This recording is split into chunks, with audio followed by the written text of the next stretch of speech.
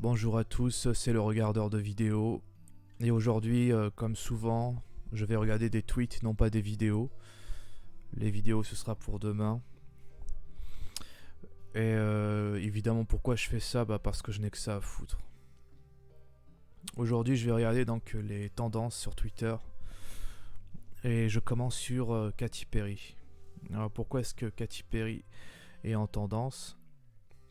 Est-ce que j'aime Katy Perry, moi? Non, en fait, c'est pas ma tasse, donc je sais pas pourquoi je regarde ça. Qui se rappelle de l'époque où des 17 passaient H24, Fireworks ou encore toutes les chansons de Katy Perry, vive 2013.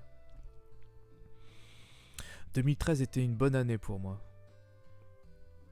Je dis toujours que je suis né trop tard. Donc en fait, voilà, c'est ça qui m'intéresse. Il y a Pichu dans le nouveau clip de Katy Perry. En fait, je crois que je suis plus intéressé par Pokémon que par Katy Perry, donc c'est pour ça que j'ai regardé le... Donc a priori, Katy Perry a sorti un clip avec la collaboration de Pokémon Company pour les 25 ans de Pokémon. Je ne peux pas mettre la musique évidemment pour des raisons de droit, donc je vous encourage à écouter si vous êtes curieux.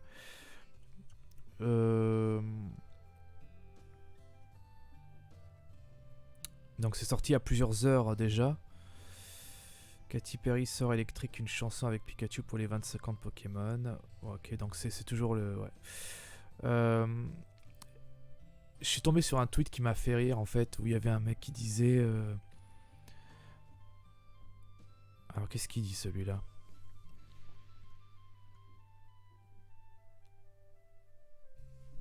Mort de rire, Harry Potter, c'est Voldemort qui t'a fait cette balafre. Mais non, tu n'as rien compris, c'est les 25 ans de Pikachu. J'avais 11 ans comme Jésus-Christ. 1, 2, 3, 11, le compte est bon, c'est 11 mondial quand même, CO, 2 E. Waouh, j'ai rien compris du tout. J'ai rien compris. C'est sectaire, il y a quelque chose de sectaire dans ce tweet. Je comprends pas, c'est quoi le rapport entre... J'ai regardé le clip, hein. Je vois pas où est le rapport avec Katy Perry, Pikachu et Harry Potter, l'univers d'Harry Potter, je comprends pas du tout. Est-ce que... Alors, il parle de la cicatrice, de la balafre. Est-ce que c'est en rapport avec la queue de Pikachu qui fait une forme d'éclair, vous voyez? Et du coup, ça peut représenter la fameuse cicatrice de Harry Potter. Peut-être, mais je crois qu'il a essayé de faire rire, mais en fait, je suis navré pour lui, mais je n'arrive pas à trouver ça drôle. Peut mieux faire. Par contre, il y avait un tweet qui m'a fait rire, c'est quand l'autre disait, en gros, il faut remercier Pokémon d'avoir relancé la carrière de Katy Perry. Voilà, ça j'ai trouvé ça marrant. Pour ceux qui se demandent, la musique qui tourne en fond, c'est la musique de Final Fantasy Tactics sur alors c'est sorti sur PlayStation mais aussi sur Game Boy Advance, et ça je crois c'est sur Game Boy Advance, et le nom de l'album c'est White Melodies.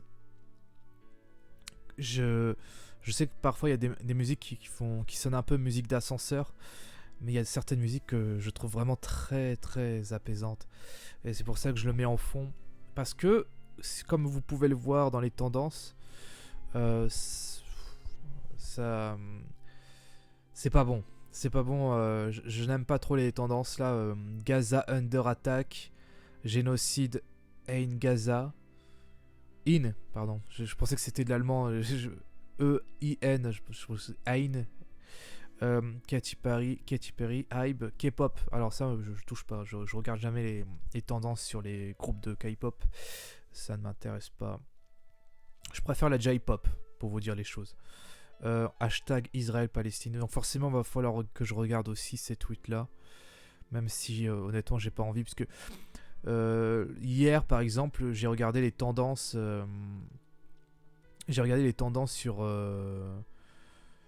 Sur Gaza, la Palestine, Israël et tout ça. Et en fait, honnêtement, j'ai vu des images Ça m'a dégoûté, ça m'a dégoûté. Et j'ai pas envie que vous puissiez tomber dessus, donc j'ose pas regarder quand même. Mais je vais voir s'il n'y a pas moyen de censurer si jamais je tombe sur.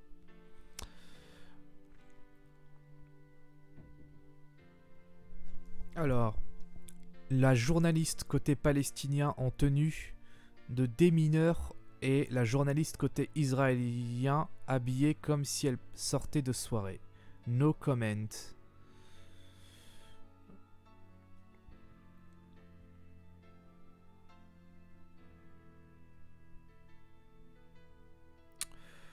Vous voyez, ça c'est la guerre. La guerre, c'est forcément un concours de propagande sur quel que soit le camp, hein.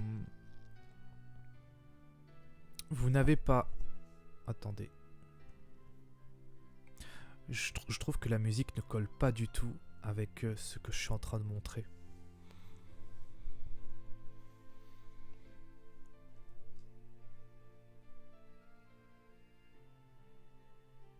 D'accord. Vous n'avez pas honte, la population israélienne est sous les bombes et vous ne trouvez rien de mieux à faire que de chouiner pour une manifestation qui ne fera qu'ajouter du feu aux poudres. La France, seul pays au monde où sont interdites toutes les manifestations de soutien aux Palestiniens et de protestation contre le gouvernement d'extrême droite israélien, c'est évidemment dans le seul but de provoquer blablabla. Pardon pour le blablabla, je dis pas ça par mépris, c'est juste que... En fait, j'ai pas trop de sympathie pour Jean-Luc Mélenchon, pour dire les choses honnêtement. Donc du coup, ça, quand il s'exprime, c'est beaucoup de...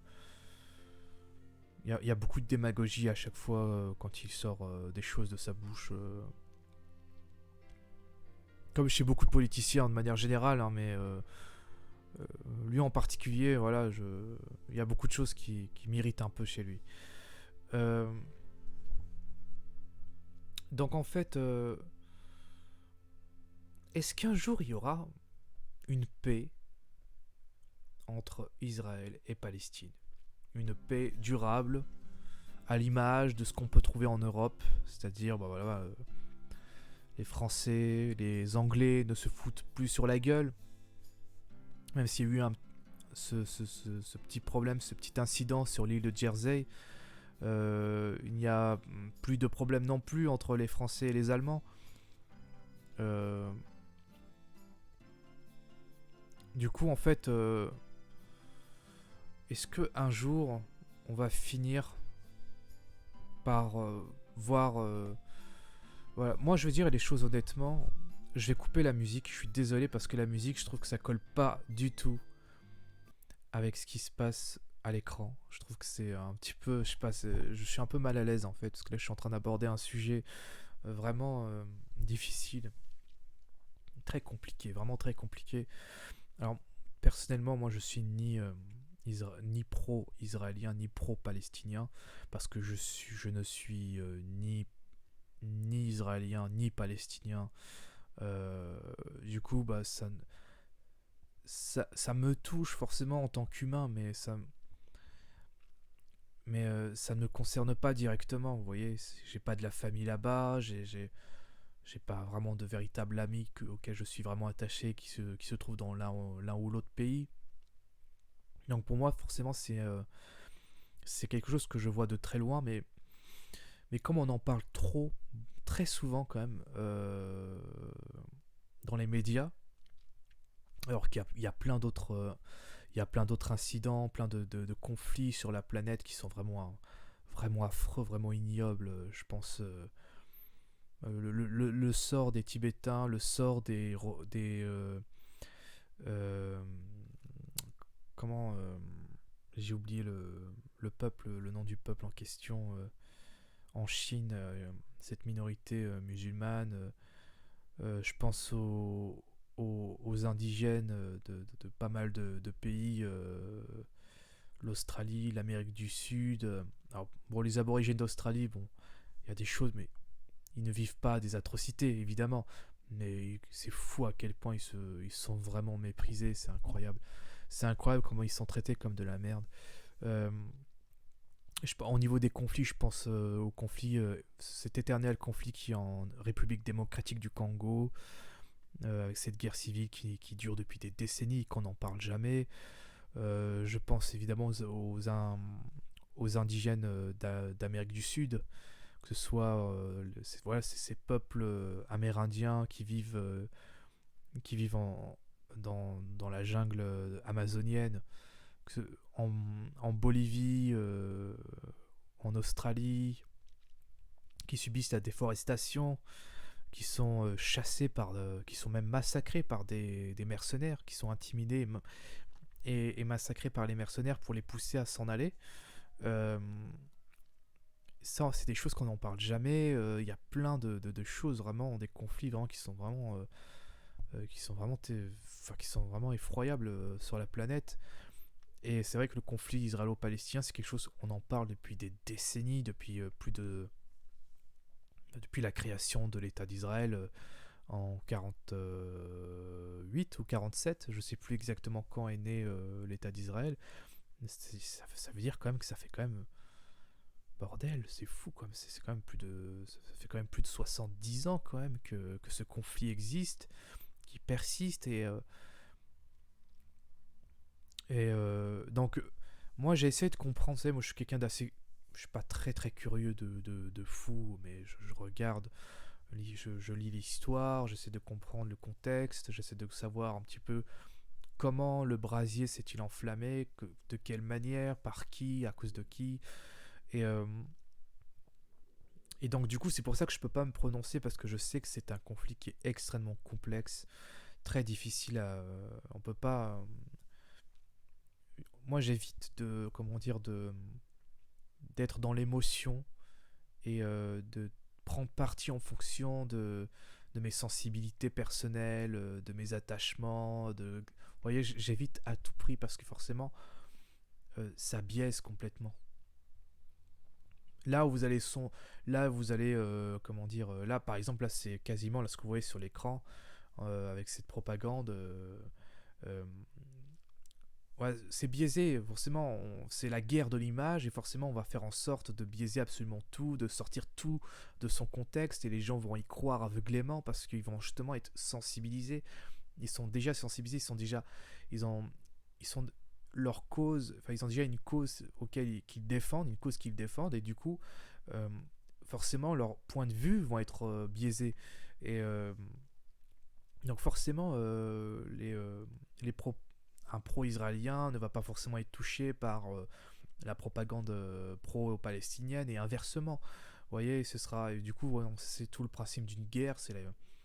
Il y a la guerre frontale, la guerre avec des armes.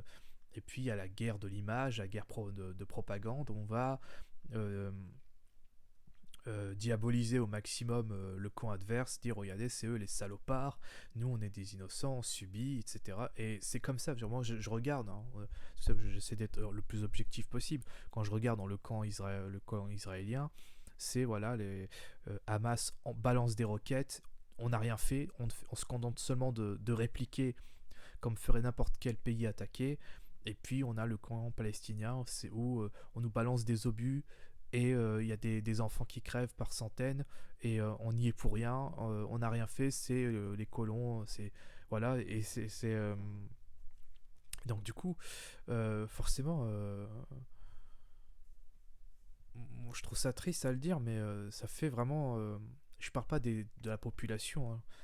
Les populations israéliennes ou palestiniennes, quelle que soit la population, ce n'est pas d'eux qu'il s'agit quand je vais dire ça. Je parle des gouvernements, de ceux qui tiennent les rênes.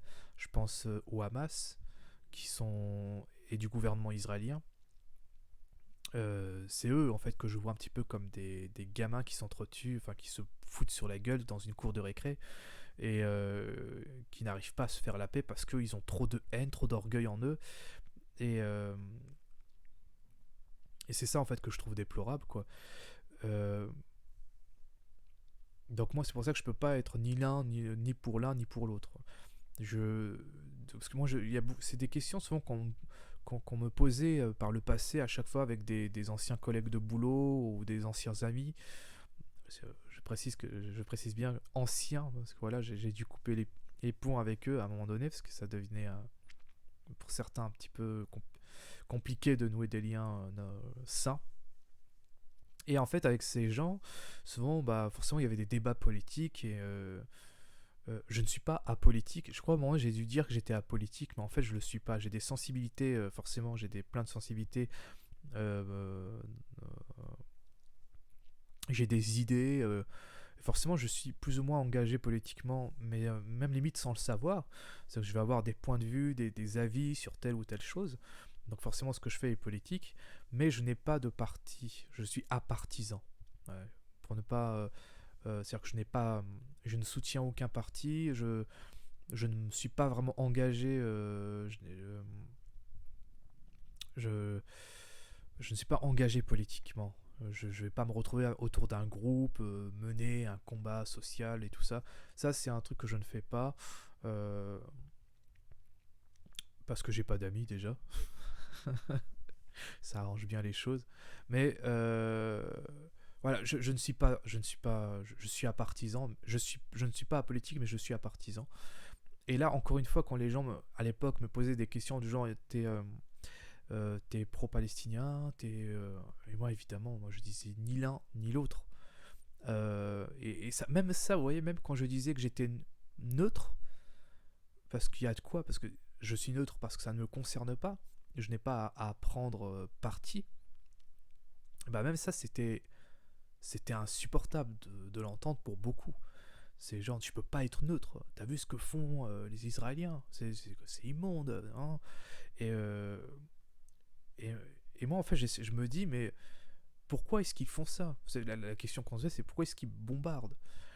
Et plus on cherche, parce que moi, c'est ce que je fais, je prends la peine de chercher et je ne vais pas sur des sites propagandistes qui sont très très orientés. J'essaye d'avoir des informations qui soient les plus objectives possibles. Et c'est très difficile, hein, je le reconnais que c'est très difficile. Parce que forcément, tous les médias sont forcément orientés quelque part. Et du coup, j'essaye d'avoir un maximum d'informations de tout type de médias possible, et en essayant de discerner au mieux, savoir qu'est-ce qui est trop poussé, qu'est-ce qui est trop propagandiste, et qu'est-ce qui l'est moins. Et en fonction de toutes les informations que je dispose, et en fonction aussi de l'histoire, des faits historiques du passé, on a, euh, on a une certaine idée de pourquoi on en est arrivé là. Pourquoi ils en sont arrivés là. Et la réponse terrible, c'est que chacun est fautif, dans les deux camps. Et ça, malheureusement, c'est ça qui est terrible, c'est que quand vous dites ça à un pro-israélien ou à un pro-palestinien, c'est insupportable à l'entendre pour eux. Parce que, et encore, vous savez ce qui je trouve vraiment énervant, c'est qu'il y a des gens qui se disent pro-israéliens ou pro-palestiniens alors qu'ils sont ni israéliens ni palestiniens. C'est-à-dire qu'en fait, ils ne vivent pas la guerre en temps réel. Ils vivent en dehors. La plupart vivent en France. On parle beaucoup de l'importation du conflit euh, israélo-palestinien en France. Il y a des gens qui se demandent est-ce qu'il n'y aurait pas une importation. Mais la question est un peu c'est une question idiote. La réponse, elle est claire. Bah, évidemment, c'est depuis longtemps que l'importation a eu lieu. Donc, oui, il y a une importation du conflit qui se fait verbalement, qui se fait pas frontalement, même s'il y a eu par le passé des manifestations plus ou moins violentes entre pro-israéliens et pro-palestiniens. Euh, donc, évidemment, le conflit, il est présent en France. Et moi, c'est quelque chose qui me désole, parce que moi, je dis que ce conflit n'a pas à être importé. Euh, donc en fait, bref, tout ça pour dire qu'en fait, les fois, on me demandait si j'étais pro-palestinien et que je répondais non. Non pas parce que je suis insensibilisé par ce qui se passe dans cette région du monde. Euh, c'est juste qu'en fait, bah, ça me concerne pas parce que je ne suis ni israélien ni palestinien. Et donc je n'ai pas à prendre parti, mais surtout, dans tous les conflits, quels qu'ils soient, euh, moi je suis pour la paix. Et voilà, en fait, ça, c'est ce que les gens n'arrivent pas à comprendre, en fait, quand je leur explique que je ne suis ni pro-israélien ni pro-palestinien, mais je suis pour ceux qui veulent la paix. Et je sais qu'il y a beaucoup d'Israéliens et beaucoup de Palestiniens qui veulent la paix.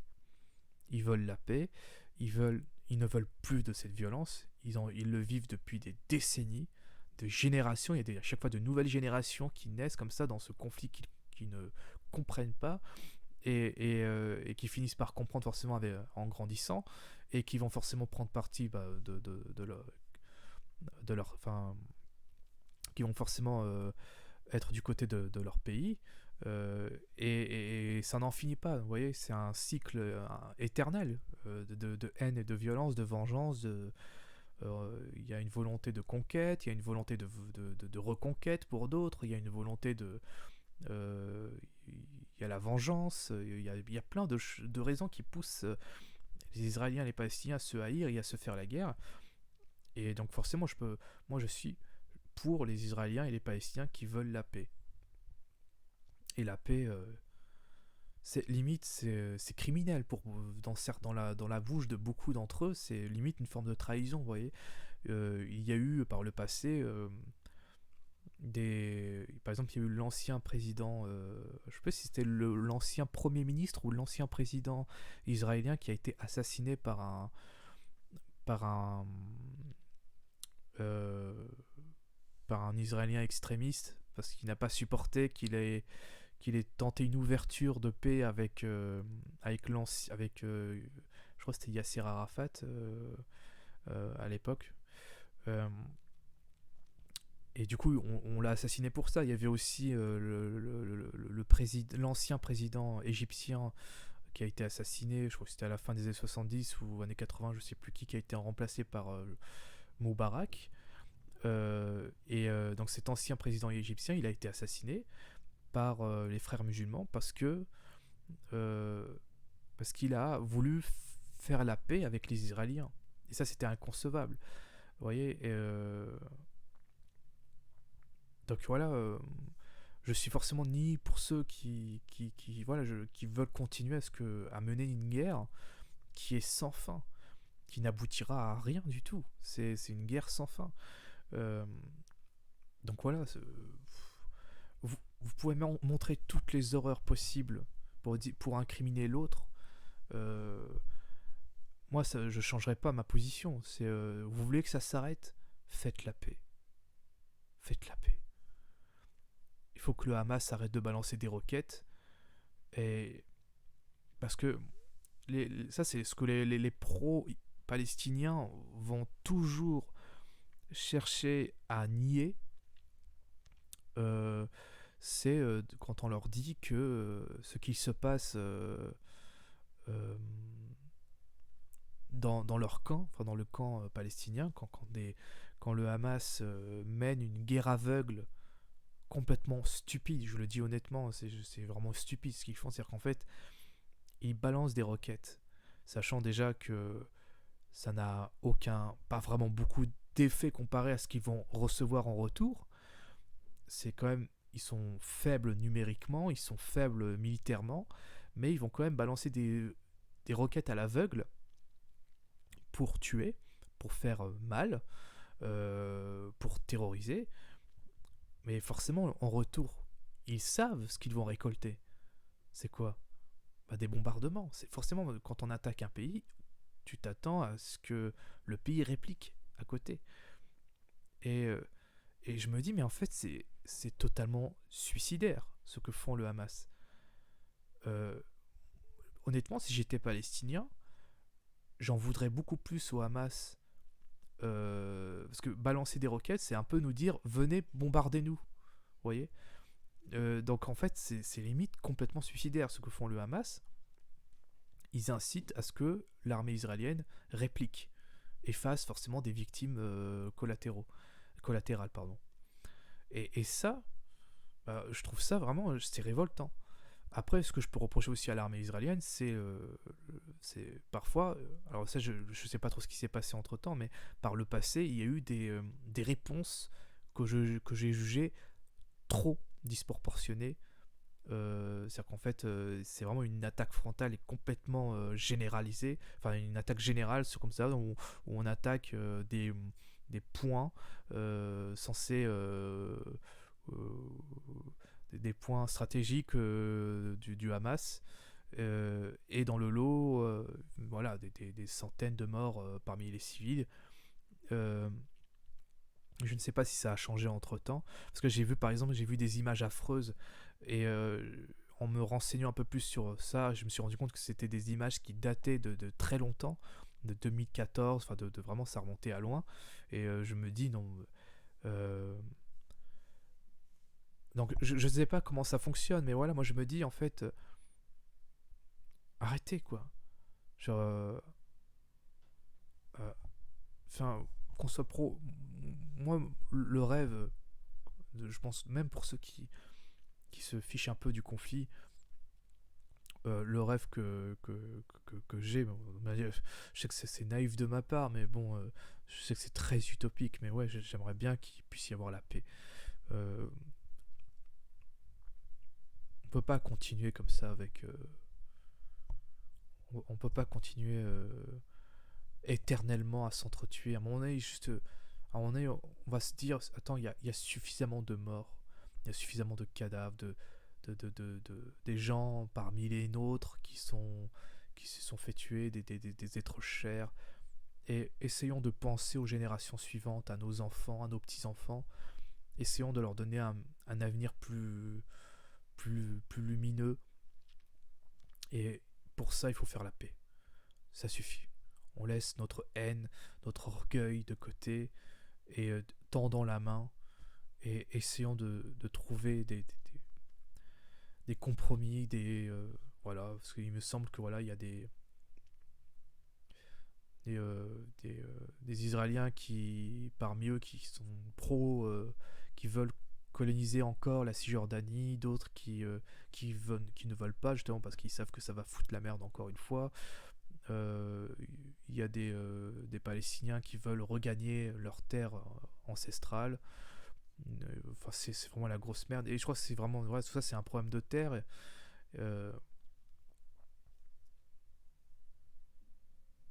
Après, il y a les Israéliens qui diront mais non, mais c'est aussi nos terres. Enfin, il faut qu'ils se mettent d'accord à un moment donné, quoi. Faut qu'ils se disent ça suffit toute cette terreur.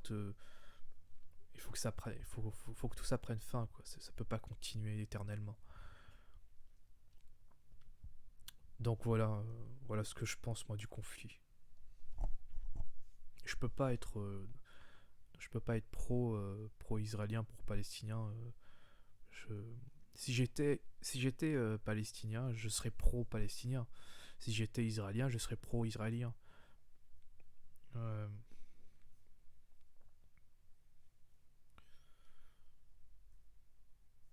mais je pense, alors je sais pas comment ça fonctionne, mais il me semble que moi je pense que Israël a un très grand rôle à jouer là-dedans parce que c'est eux les plus forts. C'est eux les plus forts militairement. Et c'est toujours le plus fort qui doit tendre la main en premier. Alors, Asa Slimane, 1,4 million de followers sur Instagram, qui a fait un direct avec Ahmed Hijazi, un activiste en direct de Gaza, subit des restrictions sur les réseaux sociaux. Il n'arrive même pas à faire un compte Twitter. Continue, on est tous avec toi.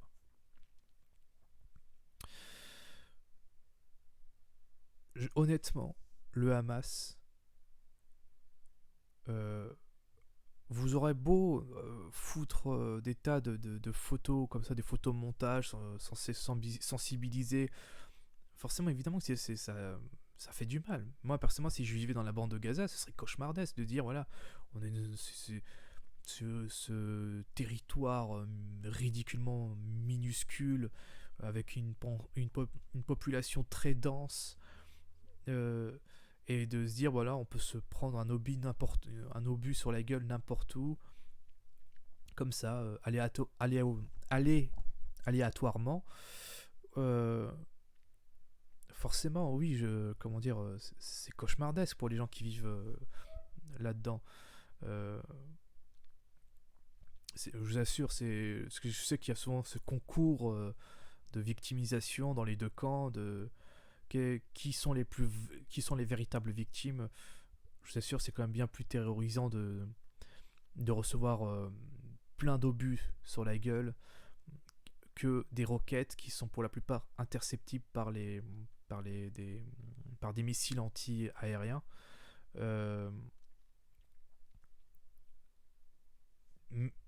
donc Gaza, qui est un territoire très petit comparé à Israël, qui est très grand, donc statistiquement, recevoir un obus sur la gueule, pardon, une roquette sur la gueule quand on est israélien est statistiquement plus faible que lorsqu'on est un Gazaoui. Donc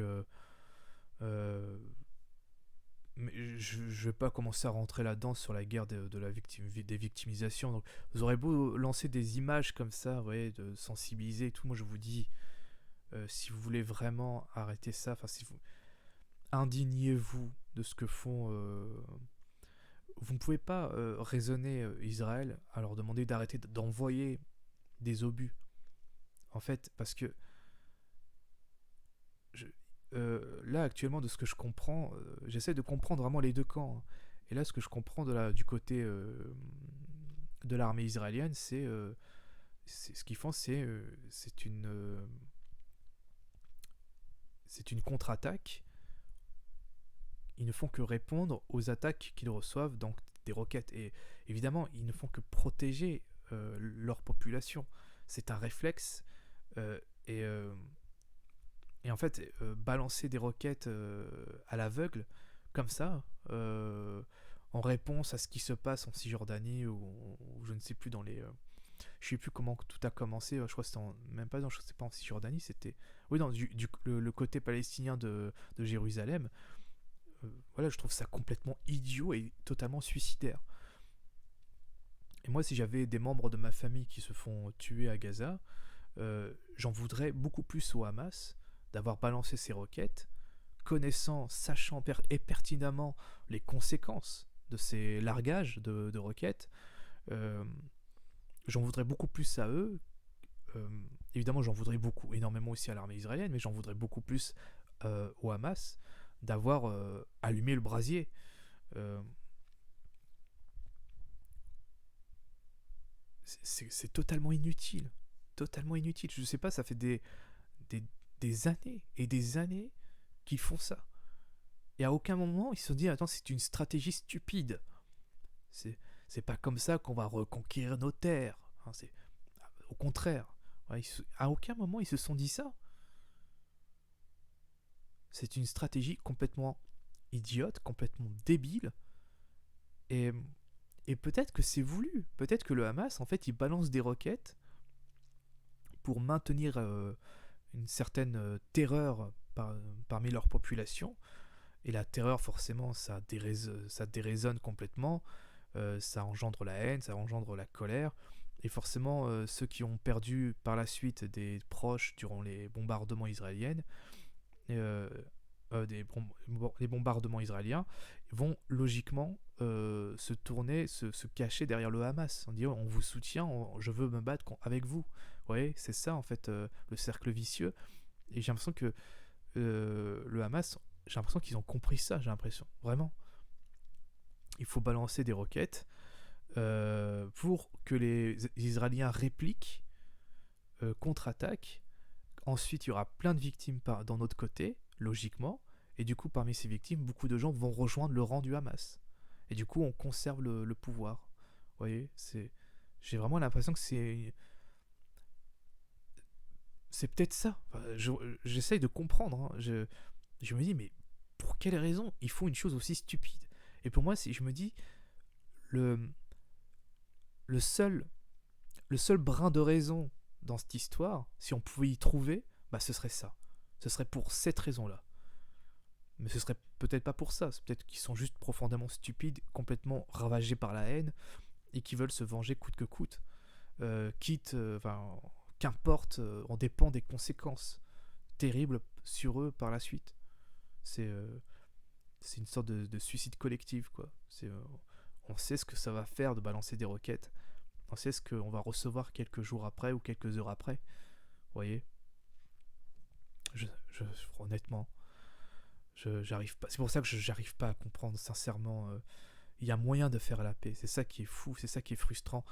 Euh, il y a vraiment moyen de faire la paix, mais cette paix est refusée dans les deux camps parce que justement il y a l'orgueil, il y a la peur, il y a c'est le maintien de l'ordre. Euh, il- et voilà, donc tout ça, ça engendre forcément ce conflit éternel. J'ai Puis il y a vraiment une volonté, hein, des Palestiniens de libérer l'entièreté de- du territoire, enfin le territoire israélien. Pour beaucoup, le considèrent comme un non-territoire. Ils voient ça comme une occupation générale, quoi, généralisée. Et leur rêve, c'est de se débarrasser des Israéliens et de regagner leurs terres. Pour beaucoup, c'est ça le projet. Et du côté israélien, le projet, c'est de faire en sorte qu'Israël existe pour toujours. Et après, il y en a certains qui rêvent aussi de grignoter des parcelles de territoire en les colonisant d'abord, puis ensuite en faisant en sorte que ces territoires colonisés deviennent des territoires à part entière à l'État d'Israël. Euh, et tout ça, voilà, tout ça, ça fout la merde. Tout ça, ça fout la merde. Si on n'arrive pas à se décider, à savoir, bon voilà, euh, on comprend que des juifs du monde rêvent veulent un pays pour eux. Quand on prend en compte toute l'histoire en fait des juifs sur la planète, cette diaspora juive qu'il faut dire les choses, ils ont morflé dans leur histoire, entre les pogroms dans les pays comme en Russie, en Allemagne par la suite, et même bien avant, au Moyen-Âge, déjà en Europe médiévale, ou bien même dans les pays musulmans où les minorités juives aussi subissaient des pogroms. Il faut pas y croire, mais on pense souvent, par exemple, euh, à cet âge d'or de l'Espagne musulmane, où on avait les chrétiens, les musulmans, les juifs qui vivaient, qui cohabitaient dans la paix, dans l'intelligence. Bah, c'était pas tout rose non plus hein, à cette période pour les juifs. Ils avaient un statut particulier, donc un statut qui leur faisait comprendre qu'ils étaient inférieurs aux autres citoyens. Enfin, c'était pas. Donc l'idée de se dire on veut un État pour nous, bah, en logique, dans toute logique, si on est un peu raisonnable, c'est une idée acceptable. Vous voyez, c'est compréhensible. Pour ne pas dire acceptable, mais compréhensible. Vous voyez, moi, je trouve ça compréhensible. Euh, et après, il y a le. Voilà. Euh, c'est vrai qu'il faut reconnaître que lorsque l'État d'Israël fut créé en 47 ou 48, ça ne s'est pas forcément créé de la bonne manière. De la manière dont ça s'est fait trop précipitamment. Euh, on était dans les années 40, à l'époque où la colonisation commençait petit à petit à être considérée comme quelque chose d'anormal, mais à l'époque c'était quand même quelque chose de normal, d'aller sur les terres de l'autre et dire ça, tout ça c'est à nous maintenant. Vous voyez, ça c'est. Il y avait les droits de conquête, il y avait toutes ces choses-là. Et aujourd'hui, il y a eu quand même deux guerres arabo-israéliennes euh, et qui sont perdues dans les années 40, 50, puis dans les années 70. Euh, et ils l'ont perdu. Ils avaient déjà la possibilité de bouter l'envahisseur, comme il l'appelait, hors de Palestine. Euh, et ça ne s'est pas fait. Voilà. Mais Israël est là. Et à un moment donné, il faut juste se dire, ça suffit. Hein. Vous voyez bien que ça ne sert à rien de vouloir reconquérir des terres perdues. Accepter que Israël puisse exister et fait en sorte que l'État de Palestine puisse exister. Donc forcément, il y a des. Si on veut vraiment que l'État de Palestine puisse réellement exister aux yeux de tous, il n'y a qu'une solution, euh, c'est la paix. Il faut faire la paix et accepter que les deux États puissent cohabiter. Mais voilà, encore une fois, ça c'est totalement utopique parce que voilà, il y a la nature guerrière en fait de beaucoup dans les deux camps en fait tout est exacerbé donc forcément la paix est quasiment impossible. Euh, c'est pour ça que c'est si bordélique en fait.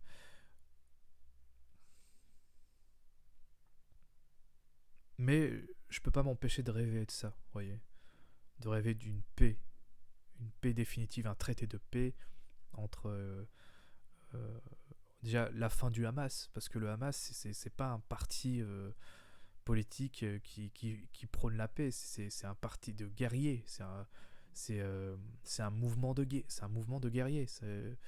On peut pas faire la paix avec un mouvement qui est purement un mouvement qui est purement guerrier quoi. C'est impossible. Il faut faire la paix avec des nouveaux représentants qui eux souhaitent la paix et de dire c'est bon, il y a trop de victimes, ça suffit. Par contre, génocide in Gaza, euh, je pense il faut faire quand même attention aux termes qu'on emploie parce que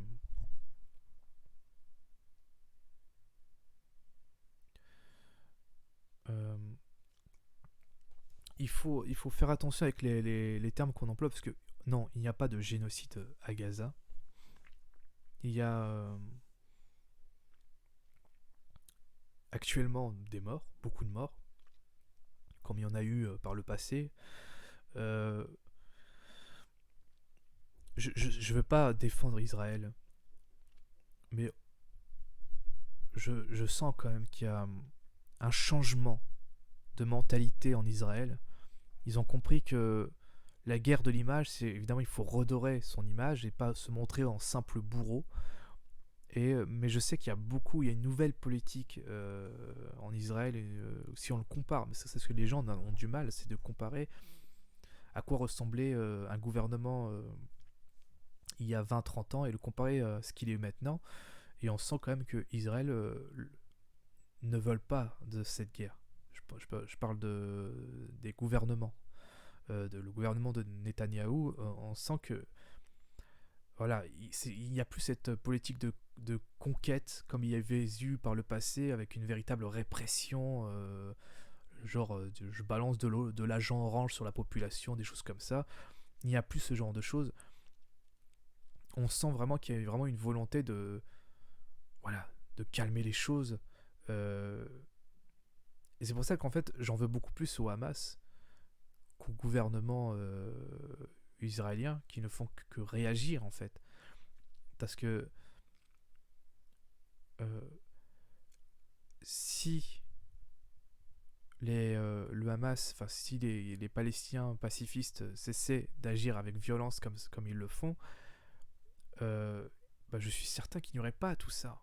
En toute logique, s'il n'y avait pas de je balance des roquettes comme ça à l'aveugle, il n'y aurait pas de bombardement. S'il n'y avait pas de Hamas, euh, il, il n'y aurait quasiment pas de bombardement militaire à Gaza. J'en suis convaincu. Euh, tout n'est que réaction, vous voyez. Il n'y a pas d'agissement aveugle, il y a une réaction. Et voilà, donc il y a une piste. Et j'aimerais bien que les pro-palestiniens puissent prendre compte de cette piste et dire voilà, il faut creuser là-dedans. Peut-être qu'il y a quelqu'un à pointer du doigt. Parce que pointer du doigt Israël, c'est un peu facile quand on voit un petit peu ce que fait le Hamas. Vous voyez,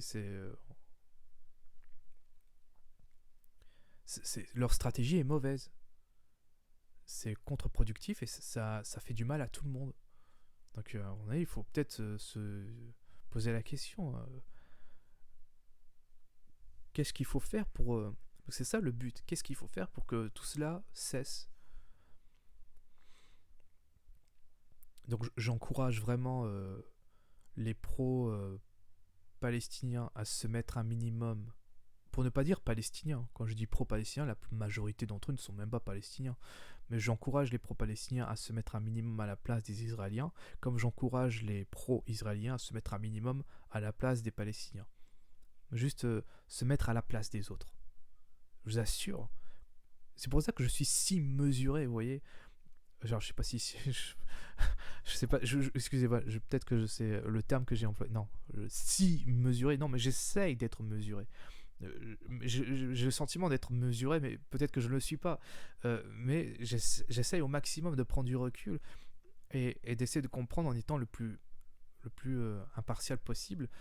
Et si je suis mesuré comme ça, ou si je tente de l'être, c'est parce que justement, euh, je- comment dire, je sais que les. Enfin, c'est parce que justement, j'essaye de me mettre à la place de chacun. Pendant que les autres, eux, ne se contentent de diaboliser aveuglément le camp adverse. Ce sont tous des pourris, ce sont des démons. J'ai vu des choses, hein, c'est des démons, des diables, des choses comme ça. Ou d'autres, des animaux, des bêtes. Vous voyez, c'est chacun se balance des injures comme ça. Et ça fait donc forcément encore des images de propagande où on montre que tout chez les Israéliens c'est lumineux, c'est parfait, ou tout chez les Palestiniens c'est lumineux, c'est parfait, tout ce qui est pourri se trouve uniquement dans l'autre camp. Vous voyez, et ça voilà, moi je peux pas. Je peux pas rentrer dans ce jeu-là. Je ne peux pas. Donc vous pourrez montrer toutes les images comme ça pour provoquer euh, de comment dire pour propager les flammes de la rancœur, de la haine. Vous pourrez continuer à faire ça, à balancer ces genres d'images pour indigner. Ces images-là sont là pour indigner, pour provoquer de l'indignation. Donc c'est vraiment des guerres de l'image. Mais si on refuse de comprendre le contexte et de comprendre le pourquoi du comment, pourquoi on en est arrivé là, est-ce qu'on se contente seulement de pointer du doigt l'ennemi en disant regardez ce qu'ils font, rien ne changera. Rien. Voilà. Donc je vous cache pas, j'ai peur de défiler les tweets parce que j'ai pas envie que vous tombiez sur les images dégueulasses. Euh, Vidéo enregistrée par un Britannique où il est choqué que les Palestiniens n'ont pas l'accès au bus et que leurs quartiers sont fermés par des barrières comme s'ils vivaient en prison. C'est vrai que moi je veux pas. C'est pas moi qui le dis, il y a beaucoup de gens, même des gens qui sont pas du tout pro-palestiniens, qui le disent que Gaza, c'est un endroit, ce qui rend pas l'endroit, pas forcément pour les obus, mais vraiment de manière générale, vivre à Gaza, c'est comme vivre dans un camp de concentration à ciel ouvert. C'est vraiment tout est fermé. T'as les frontières fermées avec l'Égypte et l'autre les frontières fermées avec Israël et du coup c'est comme ils sont pris en sandwich, ils sont quasiment enfermés quoi. Euh,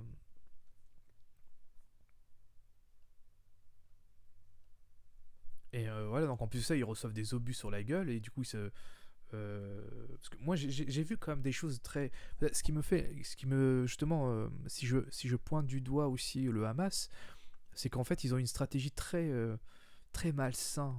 Honnêtement, je dis, hein, le fait de mettre, de leur foutre des quartiers généraux, pardon, dans les bâtiments civils.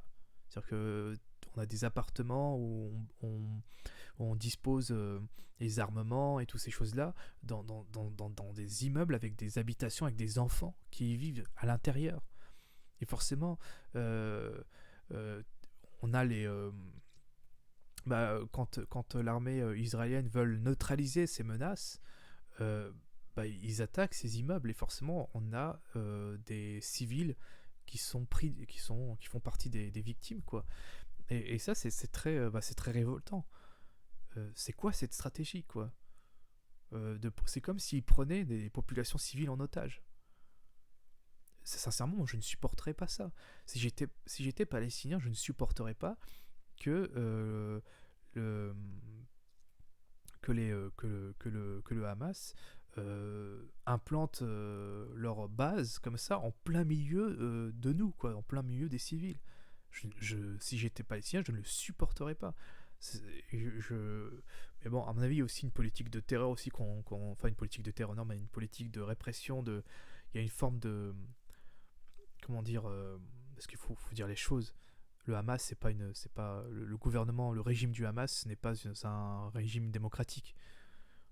Euh, et donc, ils imposent. Donc, si vous n'êtes pas d'accord avec eux, c'est prison ou la peine de mort, quoi. C'est donc,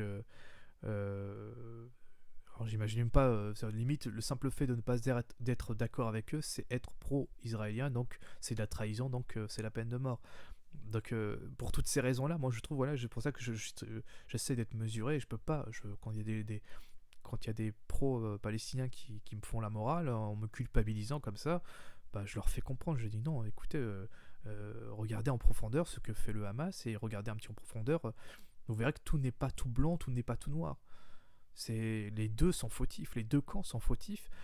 Et, euh, et c'est à eux déjà, prenez conscience de ce que font, des défauts, des agissements, des comportements du camp que vous soutenez.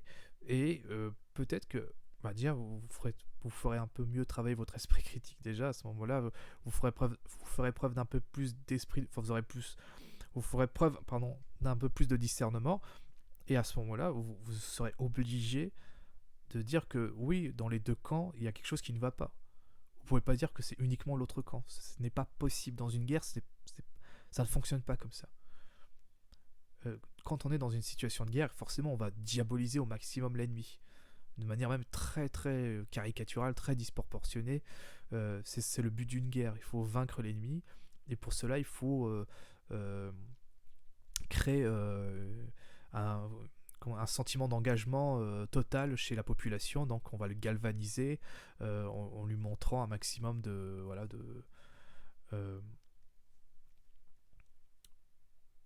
un maximum de faits pas très réjouissants chez le camp adverse pour mais ça fonctionne pas, ça fonctionnera jamais comme ça, surtout dans ce genre de là actuellement. Ce qui se passe actuellement, c'est tellement compliqué.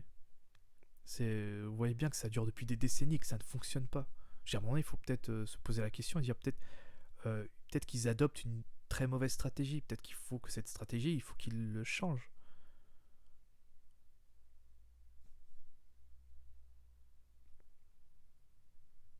Qu'ils la changent, pardon. Je suis anéanti comme... Comment peut-on faire ça à un petit bout de chou comme ça? Il est retourné auprès d'Allah, il sera bien mieux auprès de lui que dans ce monde de fous. On ne vous le pardonnera jamais. Oula, je sens que ça sent l'image pas très... Attendez. Non, désolé, je peux pas montrer ça. Il y a des gens qui veulent montrer ça justement pour dire regardez, mais juste, ok, vous voulez montrer l'horreur là-bas, ok, mais encore une fois, quand on comprend le contexte, on s'indigne forcément de voir tous ces enfants morts qui n'ont rien demandé, mais on va pas s'indigner de la bonne façon, vous voyez. Moi, personnellement, je m'indigne de voir tout ça. Mais je ne jette pas la pierre aveuglément comme ça. Je sais, je me dis, mais en fait, la seule solution, bah, c'est la paix. Et pour ça, il faut arrêter d'encourager le Hamas ou de ne pas le critiquer. Voilà ce que je dis aux pro-palestiniens. Des bébés sont tués depuis des jours, les innocents meurent, soyez la voix de Gaza. Alors, en même temps, si tu défends le Hamas, c'est sûr que... Moi, je dis sincèrement, soutenir le Hamas, c'est soutenir cette répression. Et donc, du coup, tous ces enfants morts. Ces enfants morts, ils sont morts parce que euh, le Hamas balançait des roquettes et que l'armée israélienne ont répliqué. Donc, c'est quasiment du suicide. Ce que fait le Hamas, c'est du suicide. Donc, on peut pas s'indigner des morts qu'il y a à Gaza si on ne s'indigne pas de ce que de ce que fait le Hamas.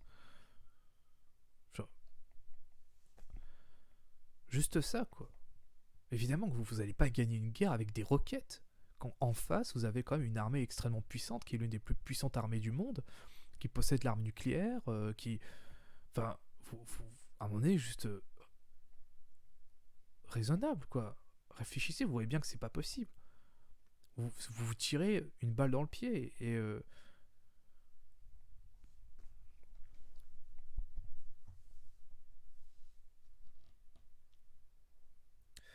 vous voulez qu'il n'y ait plus de génocide entre guillemets à Gaza.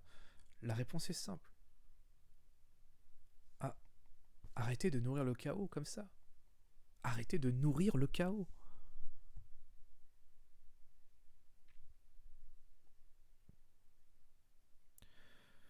Moi, j'aimerais bien qu'un jour, il puisse avoir des manifestations pacifistes. Vous voulez sensibiliser la planète entière et, et que cette planète tout entière puisse se ranger de votre côté. Je vous assure, lorsque les journaux montrent des manifestants palestiniens balancer des cailloux sur des policiers israéliens, bah voyez, ça ne suscite pas l'empathie. Voyez, je le dis honnêtement, hein, je parle pas de moi personnellement, mais il y a beaucoup de gens qui fonctionnent comme ça. Euh, Parce que voilà, ils voient aussi la violence de l'autre côté. Euh, donc en fait, si j'étais, enfin, comment dire, voir une manifestation pacifiste avec des gens qui se rassemblent pacifiquement et qui marchent, qui ne hurlent pas, mais qui restent silencieux, statiques, avec des journalistes pour les filmer, euh, et montrer que voilà, eux, ce qu'ils veulent, avec des inscriptions en anglais, histoire de... Parce que là, le but de ces tweets, euh, nous avons seulement rêvé d'une vie qui ressemble à une vie. Bah voilà, ce genre de phrase, mais en anglais, histoire de bien universaliser le combat et faire en sorte que ça puisse toucher plein de gens sur la planète et se dire bon voilà, ce que peuvent subir les Gazaouis ou bien certains habitants en Cisjordanie avec la colonisation et tout ça, et bah si vous voulez montrer ces dérives, si vous voulez exprimer ces dérives, bah, ne le faites pas avec violence. Ne prenez pas des pierres, ne les balancez pas sur des policiers. Ça n'a aucun sens. Forcément, vous allez recevoir un retour de bâton violent, vous allez en créer un engrenage infernal. Euh, je suis pour des manifestations pacifistes où vous avez des gens comme ça qui manifestent en masse et qui réclament juste de la justice, vivent dignement. Et, euh, et s'il y a des dérives du genre les policiers qui tirent sur la foule, bah là on saura qui a déconné, vous voyez. On saura d'où vient le problème. Parce qu'on peut pas, techniquement, on peut pas s'en prendre à des pacifistes qui n'ont rien fait de mal, qui se sont seulement contentés de manifester pacifiquement. Alors que lorsque des manifestants balancent des cocktails Molotov ou des pierres, des cailloux, voire carrément, enfin voilà, bah là on se dit bah on peut pas prendre parti parce que les deux sont en train de déconner. Du coup les gens sont insensibilisés par ça. Et quand ils voient des enfants morts à Gaza, ils se disent mais ce ne sont que les conséquences des agissements de certains manifestants gazaouis au départ. Du coup bah pas d'empathie. Donc aucune volonté de voilà de ressentir, d'agir, c'est pour ça que la plupart des manifestants, des gens qui manifestent dans les pays du monde pour dire stop, bah, ce sont souvent les mêmes. C'est-à-dire que c'est des musulmans. Quels qu'ils soient, on a vu qu'en Allemagne, il y avait des manifestations pro-palestiniens, bah, c'était il y avait des Turcs, enfin, il y avait plein de personnes issues de plusieurs nationalités différentes qui venaient tous des pays musulmans. Mais jamais vous verrez des groupes de chrétiens, des groupes de bouddhistes, d'athées, d'agnostiques comme moi, des gens comme ça qui vont manifester parce que justement ça ne les concerne pas, parce que voilà, faites des manifestants. Vraiment, s'il y a des Palestiniens qui veulent vraiment que les choses changent, n'encouragez pas la violence. Parce que vous savez ce que vous allez subir en contre-attaque. La contre-attaque sera violente. Donc n'agissez pas violemment. Ne réagissez même pas à la violence. Vous voyez, faites des manifestations pacifiques. Montrez que vous n'êtes pas la menace.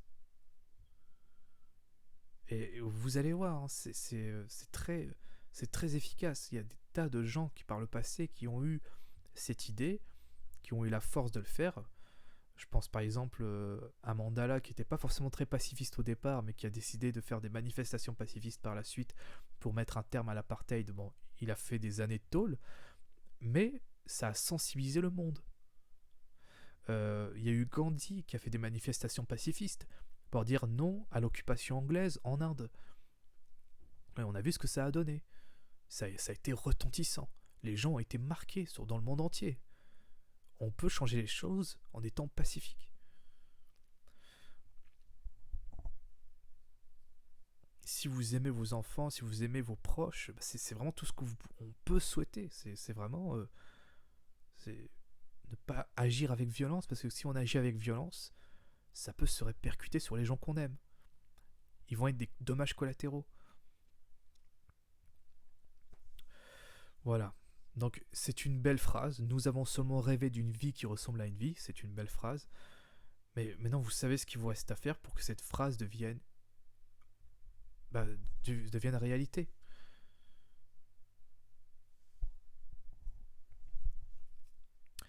Je vais vous laisser parce que je vais pas vous mentir. Bon, ça fait déjà 1 heure que je suis dedans. Et je vous cache pas, ça me déprime un peu. Ça me déprime de devoir parler de ça. J'espère que je n'ai pas offensé ni le camp quel que soit le camp en question. Je n'ai pas, voilà, je dis les choses spontanément, ce que je ressens sincèrement. Euh, je sais ce que c'est la violence, je n'ai pas vécu de guerre, fort heureusement, mais il n'y a pas besoin de vivre une guerre pour, euh, pour en être révulsé, vous voyez. Si vous vivez dans un univers très violent, si vous avez déjà vécu de la violence gratuite ou des injustices de ce genre, vous vous dites, pour vous, forcément, la guerre, c'est quelque chose, c'est pareil, mais en 1000 fois pire. Donc, vous ne pouvez qu'être sensibilisé par ça, et donc forcément, moi, je suis très sensibilisé par tout ça. Euh, Très sensibilisé par tous les injustices qu'il y a sur la planète, tous les conflits, pas seulement en Palestine ou en Israël, mais aussi en Chine, en République démocratique du Congo et dans d'autres pays africains, notamment au Nigeria, dans le nord du Nigeria, avec il y a des tas de conflits sur la planète qui sont effroyables et qu'on n'en parle jamais. Euh, les gens sont sensibilisés uniquement en fonction de la couleur de peau, de la culture, de la religion, des gens qui sont justement assaillis, qui subissent ces violences. Mais toutes les personnes sur la planète qui subissent la même chose, souvent ont tendance à fermer les yeux, à minimiser le problème, à dire que bon, non, c'est pas aussi pire que ce que peuvent subir, ouais, etc. Donc on fait une sorte d'échelle, vous voyez, ça reste les mêmes horreurs, c'est les mêmes horreurs, c'est la même chose. Voilà. Vivement la paix. Ça n'arrivera pas. C'est terrible. Je suis désolé. J'aime pas être bêtement utopiste comme ça. Je suis pas non plus pessimiste, mais je suis juste réaliste. Je connais un petit peu la nature humaine et je sais que l'humain est très stupide par essence et profondément orgueilleux, profondément idiot, incapable de mesurer les conséquences de ses paroles, de ses actes, incapable parce que trop stupide. Idéalement, ce serait bien que toute l'humanité disparaisse, comme ça il n'y aurait plus de souffrance. Mais là, je parlerai comme un grand méchant de film, comme Thanos dans Avengers. Euh, Au fond, j'aimerais vraiment que les gens vivent paisiblement entre eux, intelligemment, qui cohabitent, qui vivent, qu'il y ait une cohésion entre eux comme ça, naturelle, parce que justement, ils sont intelligents, ils ont des neurones fonctionnels. Ils savent ce qui est primordial pour eux, pour la vie des autres, pour eux-mêmes. Donc les gens se montrent antipathiques comme ça aveuglément par haine entre les gens qui tuent par vengeance, d'autres qui tuent pour le plaisir. Je pense à cette alors c'était non, il a pas tué mais cette soldate israélienne qui avait tiré comme ça sur un adolescent pour rigoler d'après ce qu'elle a dit. Voilà, ouais, c'est tous ces gens-là qui nourrissent le chaos, qui font que tout ça est infernal, quoi. Arrêtons de semer la haine, arrêtons de semer le chaos. Ouais, et bien après, le retour de bâton, que c'est idiot. Bon, allez, au revoir, bonne journée.